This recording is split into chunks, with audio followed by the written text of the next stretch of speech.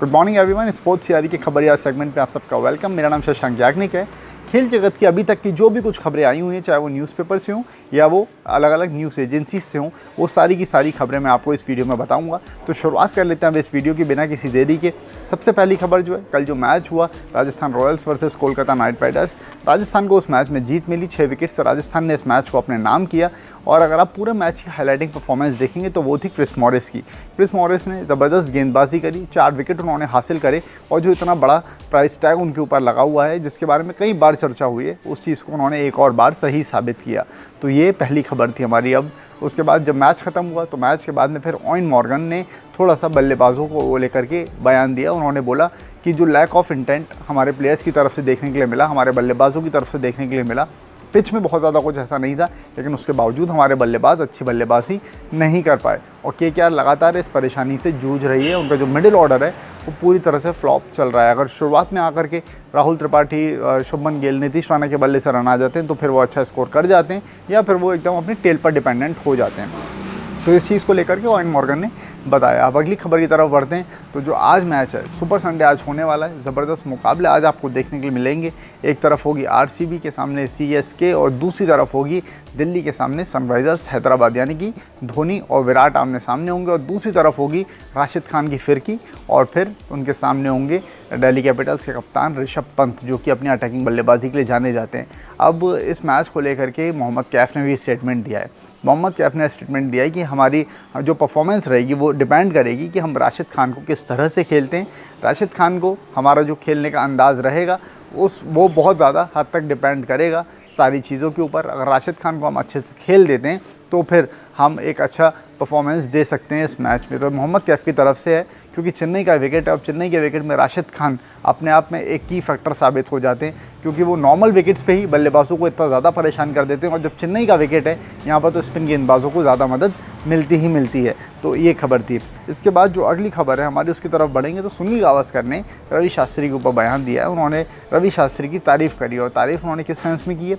उन्होंने बोला है कि रवि शास्त्री एक शानदार मोटिवेटर के रूप में टीम के साथ में है। और अगर आप यंगस्टर्स की बात करें तो यंगस्टर्स को उनसे ज़्यादा मोटिवेट करने के लिए, उनसे ज़्यादा प्रोत्साहित करने के लिए कोई और जना नहीं हो सकता है। वो ज़बरदस्त तरीके से मोटिवेट करते हैं प्लेयर्स को। अगर कुछ आप ख़राब करते हैं, अगर प्लेयर्स कुछ ख़राब प्रदर्शन करते हैं तो फिर उनको डांट भी पड़ती है, लेकिन उस डांट के साथ साथ उनको ये बताया जाता है कि आप क्या और बेहतर तरीके से चीज़ें अपनी किस तरह से अच्छा कर सकते हैं ताकि आपको सक्सेस मिले। तो रवि शास्त्री की यहाँ पर सुनील गावस्कर ने बहुत तारीफ़ करी और कहा है कि उनसे अच्छा मोटिवेटर कोई और हो नहीं सकता टीम इंडिया के लिए। अगली खबर की तरफ बढ़ते हैं। तो एडम गिलक्रिस्ट ने एक ट्वीट किया कल, और जो कोविड को लेकर के चिंता है वो उन्होंने जताई। भारत में सेकंड वेव चल रही है, पूरा देश कोविड से अभी परेशान चल रहा है। तो उस चीज़ को लेकर के उन्होंने अपना जो एक थॉट है वो बताया। उन्होंने जो अपना उनका ट्वीट था, उस ट्वीट में उन्होंने लिखा कि क्या अभी वाकई आईपीएल की ज़रूरत है, या फिर एक ये अच्छे डिस्ट्रैक्शन के रूप में सामने आ रहा है। तो इस बात पर जो फैंस हैं उन सब ने स्टेटमेंट दिया, उन सब ने कमेंट किए और उन सब ने बताया कि ये एक अच्छे डिस्ट्रैक्शन के रूप में सामने आ रहा है। क्योंकि एक तरफ इतनी डेथ्स हो रही हैं, जितनी भी सारी चीज़ें हो रही हैं कोविड के चलते, इतनी परेशानी, इतने क्योस क्रिएट हो चुका है, उसमें अगर एक पॉजिटिविटी के रूप में आईपीएल सामने आता है तो फिर इससे अच्छी बात कुछ नहीं है, ऐसा सब फैंस ने बोला है। तो एडम गिलक्रिस्ट का ये क्वेश्चन था, जो कल इतने ज़्यादा केसेस आए उसको लेकर के ये सारी चीज़ें थी। उनका जो ट्वीट था उस पर सब ने फिर रिप्लाई किया है। अगली खबर की तरफ हम बढ़ते हैं। तो सचिन तेंदुलकर ने अपना 48वां जन्मदिन मनाया और सेलिब्रेट किया। साथ साथ उन्होंने ये भी बताया कि वो कोविड से पूरी तरह से रिकवर हो चुके हैं और अब वो प्लाज्मा देने के लिए तैयार हैं और प्लाज्मा वो डोनेट करेंगे अपना। और एक ये अच्छा मूव सचिन की तरफ से। 48 उनका बर्थडे था और इस बात पर उन्होंने इस बात की जानकारी दी। अब उसके बाद अगली खबर जो है उस पर बढ़ते हैं। आशीष नेहरा ने एक गेंदबाज का नाम बताया जो कि जसप्रीत बुमराह से बेहतर समझते हैं वो।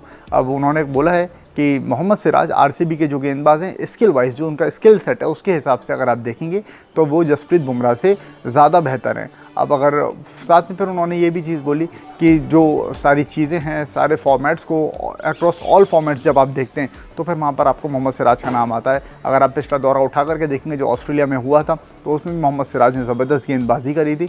और मोहम्मद सिराज जब से ऑस्ट्रेलिया दौरे पर गए थे उसके बाद से अच्छा प्रदर्शन लगातार करते जा रहे थे। पिछला जो आईपीएल सीज़न था वहाँ से उनकी जो परफॉर्मेंसेस जो अपग्रेड होना शुरू हुई हैं, उसके बाद से लगातार वो अच्छा प्रदर्शन करते आ रहे हैं। और इसी चीज़ को लेते हुए, स्किल सेट को लेते हुए उनके आशीष नेहरा ने बोला है कि वो जसप्रीत बुमराह से उनको काफ़ी हद तक बेहतर लगते हैं। अगर बहुत बेहतर नहीं है तो फिर उनसे कम भी नहीं है। तो ये आशीष नेहरा का स्टेटमेंट था। तो तमाम खबरें हमने अभी तक की जो आई हुई थी खेल जगत की, वो सारी की सारी आपको इस वीडियो में बता दी है। आप सब ने इस वीडियो को देखा, हर रोज़ आप इस वीडियो को देखते हैं, बहुत प्यार आप देते हैं स्पोर्ट्स सीआरई को, खबरिया सेगमेंट को।